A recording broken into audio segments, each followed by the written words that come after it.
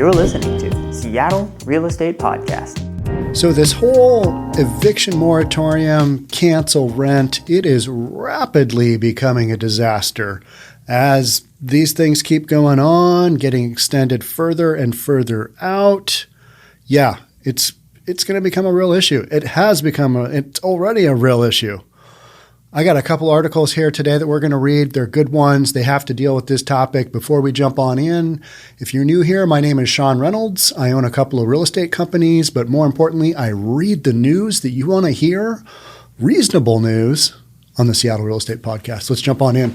And these articles were sent to me with a storyline. So we got a storyline going on here. And I love two articles that you can tie together in a storyline because it tells a little mini story.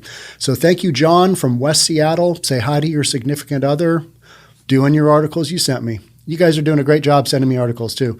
I read them all, and if I use them, I'm not going to say your name. I might say your first name, but reasonable people, we're kind of in the minority these days, right? So I am not going to blow your identity unless you want me to just shout it out right here in the Seattle Real Estate Podcast if you send something to me. Otherwise, I'm going to just basically do first names or no names at all. Members, let's jump on in. Seattle Renters Commission issues statement endorsing cancel rent and mortgages in a Washington movement. So we want to cancel rent and mortgages. Good luck with that, people.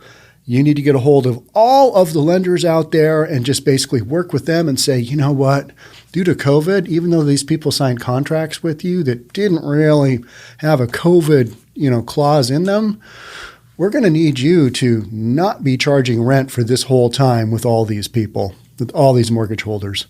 What a disaster. That's just not going to happen, right? I mean, it's crazy to think that people are like, oh yeah, let's just cancel rent. Cancel mortgage payments. What else can we cancel? Taxes? Hey, state of Washington, don't charge people taxes anymore, right? I mean, ridiculous. Members of the Seattle Renters Commission have issued a statement endorsing Cancel Rent and Mortgages Washington, part of a national movement calling for the cancellation of rent, mortgages, utilities, and all related debt for the duration of the COVID-19 crisis. How is that going to work out? What are the logistics on that? I would like to see that. What's the game plan there? How do you address that? Full circle from lenders to wholesale lenders to renters to landlords. I mean, what a cluster, right? These are the excerpts from the letter. Failure to cancel rent and mortgages in Washington increases the burden and risk to our lowest income neighbors as they deal with the economic consequences of our nation's utter failure to address the COVID-19 pandemic. Well, now it's President Biden's issue, isn't it? I mean, what is President Biden doing to take care of this? How are we handling this? What is going on? I demand some answers. Well, the answers are nothing. It's the same thing. It's just now we don't have Trump there. We've got Biden to tee off on, right? I mean, this whole thing is just so silly. Without action, people will be saddled with unsustainable levels of debt. Okay. Yep. So how do you want to solve that? Just cancel everything? I mean, do we cancel credit cards too? Are credit cards on the table? What else can we cancel? Car payments. How about car payments? I know we're thinking about doing student debt. I'm okay with that one. I think it's like, I'm okay with that one. That one to me makes sense. I've got a couple of millennial kids. One's got a little bit of student debt, not much. He should pay it off, but instead he bought a Tesla Roadster, and you know how that goes, kids. We need an eviction moratorium that covers not just the next several months, but proves stability until we are able to control the pandemic. People whose income has been disrupted and eliminated during the pandemic will need time and assistance to be able to get back to a financial place where they can support themselves and their families. This cannot be a long-term solution. In order to prevent people from being saddled with pandemic debt, it is not enough to prevent them from being evicted today, but we must forgive those debts. Who exactly is going to forgive these debts? Do we not understand how housing debt works? I don't think we do, because this is a massive, massive puzzle. and you're talking about just taking low-income people, you're focusing on low-income people, which I get. I totally understand that. And I agree. A lot of those people are people who, work in essential workers positions, and they're on the front lines and they're doing what they can, and they've been unemployed. Maybe they're in food services, restaurant industry, whatever. They haven't had their jobs, and I understand that. But the solution you are providing here is it's not doable. It's just not doable. It's like, Santa actually bringing a present to everybody. It's like, that's just not going to happen. So we got to kind of work with what we've got. Do we need some more aid? Do we need some more specific aid to help these people out? Absolutely. I have no issue with that. But canceling rent, canceling mortgages, no, that's not going to happen. An eviction moratorium temporarily keeps our neighbors from losing their homes, but does nothing to address the upcoming crisis as these arrears come due. Washington renters were already struggling with balancing finances before the pandemic. All right? And some landlords were too. People are having a tough time paying rent because rent's so expensive. Landlords aren't getting paid. Let's focus on them as well. This is the Seattle Real Estate Podcast, so I'm gonna cover landlords as well here, just throwing in my 2 cents, because I can. 2 years ago, the Regional Affordable Housing Task Force highlighted an alarming number of households and communities that are severely cost-burdened for rent. Well, it's because it's expensive. It just is. And people that want to say, you need to provide more affordable housing. Yes and no. Then you're tweaking with the market, aren't you? You are monkeying around with a market that's based on capitalism. A lot of people want to say, capitalism, horrible.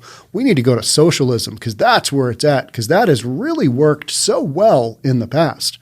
There's just stunning example after stunning example throughout history of how socialism, Marxism has, it's accomplished incredible things, right? No, not really. So that's why I'm going to roll with capitalism, because I'm a real estate guy, and that's kind of what we work with here. And so you got to have the full meal deal with tenants and landlords and the creditors, whole thing. Can't just focus on one segment of the people. And that was before we were in a global pandemic, still talking about the alarming number of households and communities. And that was before we were in a global pandemic and unpredictable economic depression. As the regional task force reported, even as the overall number of homes has increased in the last 10 years by 88,000, the number of rental homes affordable to low and moderate income families has decreased by 36,000. Doesn't surprise me at all. Communities of color and renters are disproportionately likely to be severely cost burdened, paying more than half of their income toward housing costs. And that sucks. And we are seeing more and more people move further and further out because they can't afford it. But I don't see a lot of solutions there. Can you do some rent control? Yeah, you can do that. Can you provide some more state-run housing? Yeah, you can do that, but that always turns into a disaster too, right? Of the black households, 56% are severely cost-burdened, while 35% of white households are severely cost-burdened. And renters are more likely than homeowners to be severely cost-burdened. An eviction moratorium that leads to payment plans is not a solution. Renters who are severely cost-burdened will not be able to meet the payments of the demands of payment plans. This will only lead to the inevitable, more and more of our neighbors facing eviction and homelessness. These are not solutions. They are only stopgaps that push the problem further down the line. Eviction moratoriums without rent and mortgage forgiveness are simply irresponsible. We need our leadership to lead and show the way by protecting our renters from homelessness. How about we also need our leaders to take care of the landlords who are providing said housing? How about that? So if the government wants to pump some money into rent that is in arrears, I am okay with that. I do not have all the solutions here. I just flat don't. It's like, okay, there's going to be some real losers in this game plan. But what I keep seeing is people just government officials just kicking the buck, kicking the can down the road, passing the buck, whatever other kind of ridiculous statements you want to make. But we're just like, let's just take the rent moratorium. Let's make it further and further and further out. So then we don't have to deal with it right now. That's how I kind of feel that things are happening. Right now, our state leaders, both Governor Inslee and the state legislature, have the power to choose the way forward for all Washingtonians who are housing insecure. It is up to them to help their residents prevent debt, eviction, and homelessness in the aftermath of a nationwide pandemic. It is. Do I see them coming up with good solutions? Probably not. We need an eviction moratorium that covers not just the next several months, but provides stability until we are able to control the pandemic. People whose income has been disrupted and eliminated during the pandemic will need time and assistance to be able to get back to a financial place where they can support themselves and their families. This cannot be a long-term solution. In order to prevent people from being saddled with pandemic debt, it is not enough to prevent them from being evicted today, but we must forgive those debts. The state budget does not have enough money to provide the amount of rental assistance necessary to cover everyone's lost rent. Well, they need to figure that out, because that to me is kind of the only situation. Maybe it's federal funds. Maybe the states reach out to the federal government. They've got money coming. Whatever it is, need to figure this one out, and pretty rapidly, because you can't keep kicking out these eviction moratoriums forever. And yet that's what most governmental entities seem to be doing. Oh, yeah, we're just going to extend the moratorium. Okay. But if you are a landlord and you have tenants in there who have not made a payment since last March, how do you think that's going? How do you think those landlords feel about not having any income, and they now are paying a mortgage, taxes, insurance, possibly utilities on a home that they don't really benefit from because they've got no rent coming in? We don't see a lot on that, do we? No, we don't want to focus on that, because that's the flip side to this equation that most people don't want to talk about, because they are just basically going to say, well, if you own a house, then you are on the rich end of society, therefore you can take care of yourself. Screw you.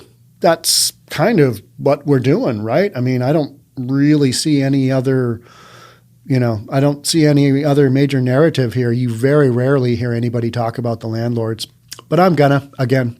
So here is an actual article that addresses the landlords, and this is kind of part 2 of this podcast. If landlords don't get paid, New York City housing is headed for disaster. Little sensational, but it's true. I mean, the whole thing is just crazy. You don't shut down the government. You don't shut down the economy. You don't. Don't do it. But now that you have, you're going to have to deal with it. And this is a New York Post article. The ban on evictions undoubtedly helped many struggling New Yorkers this last 9 months. But the state's failure to account for landlords' needs risks disaster. Same thing California, same thing in Washington. Oh, take care of the tenants, cancel rent, but don't think that one through at all. I mean, don't think about the landlords. I mean, those guys, they've got it all covered. They're rich. They're just sitting on a big pot of money, because we all know that real estate is, there's a pot of gold under every rental home, right? You just got to find it. You just got to get there. No, rental home game is hard work. It's a lot of effort. It's a lot of risk. It's a lot of getting phone calls at 10 o'clock at night. My toilet's clogged. What do I do? Or a tree fell on my roof. Can you come fix it? A lot of that. A step is wobbly on my front porch. What do I do? A lot of that. No pot of gold. If you hold on long enough and the market goes well, you'll do fine. If not, it's tricky. Maybe if you hold some rentals during the Great Recession, how was that? Seeing those property values drop 30, 40, 50%. Those are good times, right? And I'm kidding, but I'm not. I mean, that's just the reality of being a landlord during the Great Recession. After a new survey, the Community Housing Improvement Program, which is a group of owners and operators overseeing more than 400,000 units of rent-regulated housing, estimates that arrears of rent-regulated tenants in the city total $1.14 billion, with a B. So big money, but that's 400,000 units of housing. And then multiply that by 2.5 people, 3 people living in each unit. I don't know what those numbers equate to. So 1.14 billion you got in just rent regulated tenants in the city. The Community Housing Improvement Program finds that about 180,000 such tenants are more than 2 months in arrears. That's a fifth of all rent regulated tenants. Pre-pandemic, before the pandemic, in February of 2000, it was about 1 in 20. So 5% in the year 2000 and 20%. Now, over 50,000 tenants owe more than $15,000 or over 11 months of the average rent amount. They owe 11 months. They're not coming back from that, are they? No. We got to get some funds pumped in here, take care of some of this stuff. But then how do you even manage that? How does that work? Because these tenants who were struggling beforehand, they're not going to just show up. Here's a check for $6,200. No, not happening. If they've been out of work or whatever, they're not going to hand over a big wad of cash. That is not happening. It's just not. Of all the renters in arrears, the average rent debt is $6,173.21. So call it $6,200, and this is the average, or 4.5 months of rent is what they owe on the back in New York City, rent controlled. Another survey last month indicated that landlords' operating income is down 22.1%, while their operating expenses are up 10.7%. So that is not a good equation. That is not the way in real estate. Those are not the way you want your numbers to go. Income down, expenses up, that's a no-go. Don't want to see that. But that's the reality of landlords' situations in New York right now. And this is a brutal equation that sees many losing money each month.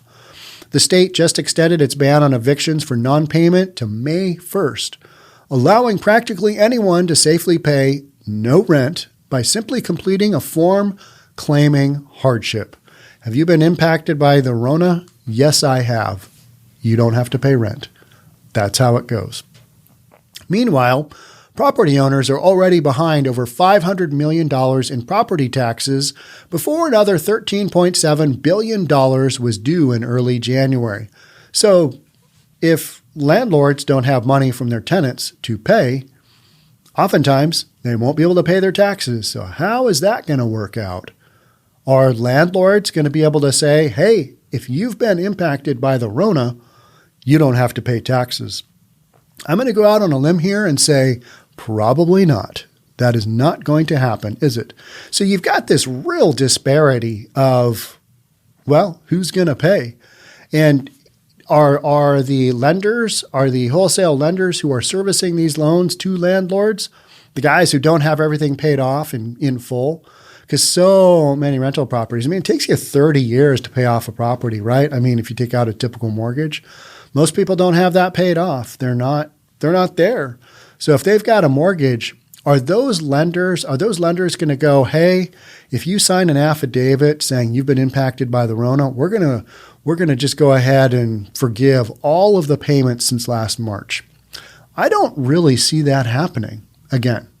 So it's kind of like we're taking care of one segment of the population and we're doing zero nada for the other. Does that seem fair? Doesn't seem fair to me. But most stuff in 2020 didn't really seem all that fair, right? It's just like, what are we doing? Some landlords can't keep up with maintenance costs. Imagine that. You have no income coming in? Shocking that you can't keep up with your maintenance costs. With some buildings already starting to deteriorate, the city is just a few more disastrous months away from property owners having no choice but to abandon their buildings altogether. I don't see that happening. Most landlords, unless you are just a real slumlord, and then, all bets are off. Who knows what you're going to do? But most property owners are going to try and hang on, hold on. They've probably got some equity. I would agree, but property owners having no choice but to abandon their buildings altogether, those are the landlords who have very little equity in their property, and maybe they have already not taking care of their property. They know it's in bad shape. Maybe those are the few that kind of get let go. But most here in Seattle, we don't have a lot of that situation. Most of the landlords here have pretty good equity built up. And so they're not going to let things go. In a lot of other markets, the smart landlords, they've built up equity over time. They haven't refinanced. They haven't taken their cash out. Maybe they don't have any debt at all, but those are kind of few and far between. So people are making do. They're managing things, but you just don't hear about what the landlord should do if their tenants don't pay. Like, what are their resources? What are they going to do? And I've done some mortgage, forbearance podcasts, but the reality there is that situation is kind of few and far between, especially on a non-owner occupied loan. You just don't have many lenders that are like, oh, are you struggling? It's going to be okay. They're typically like, well, this is non-owner occupied. You don't live in the home. Therefore, you got to pay. That's just the reality of it. The feds are sending $1.3 billion in federal rental assistance to New York, which would seem to be enough to cover what's owed. But the state may well divert that cash so that little to none winds up with landlords. That's probably what'll happen, right? It'll all just go to tenants, and those tenants, they won't pass it along to their landlords because why should they? Why would they? If lawmakers don't do the right thing with Uncle Sam's help, the city's housing stock is about to take a deadly hit. So the whole disastrous abandoning their buildings and about to take a deadly hit, those are a little dramatic, but this is a serious underlying issue that we're just not really dealing with. At the time, we just kept hitting that pause button. Well, we don't really know what to do. We don't really have a solution for all this. We could open up the economies and send everybody back to work, but we want to kind of keep everybody locked down and in fear because that seems to be that's how we're handling this.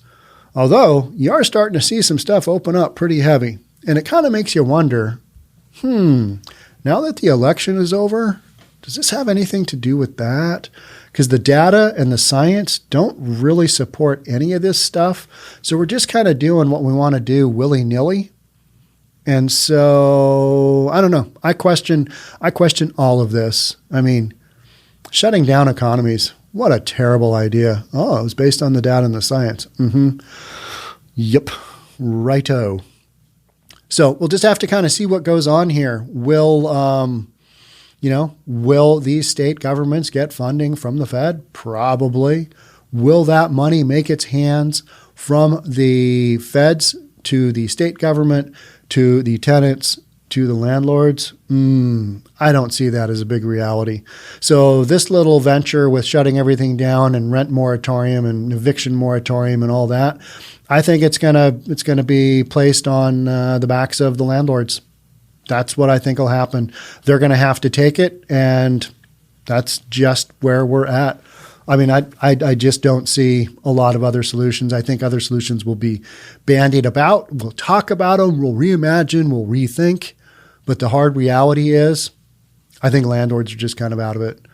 But if they can get back to a position where they're actually collecting some rents, they'll figure it out. That's how they got to be landlords in the first place, and they are not tenants. That's kind of the bottom line, right?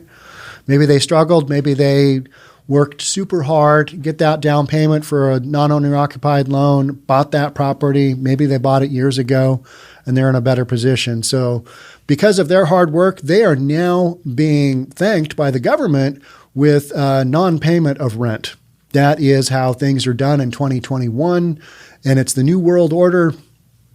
And you just got to deal with it because you don't have a lot of solutions. But as this situation continues, I'm going to talk about it right here in the Seattle Real Estate Podcast because a lot of other people aren't talking about it. They're always talking about the tenants. Yeah, that's great. But it's there's a whole puzzle out there, right? I mean, you got to have all the pieces fit in there. And if you yank out one, the rest all don't necessarily work all that well.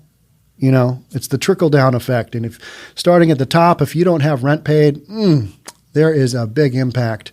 And to me, right now, it just looks like landlords, they're going to take it. And they're going to have to deal with it. And that's what's going on. So as this storyline continues, I will keep you updated right here on the Seattle Real Estate Podcast. All right, that's it for me. I will catch up with you guys on the next one. Until then, stay safe. I'll see you soon. Bye.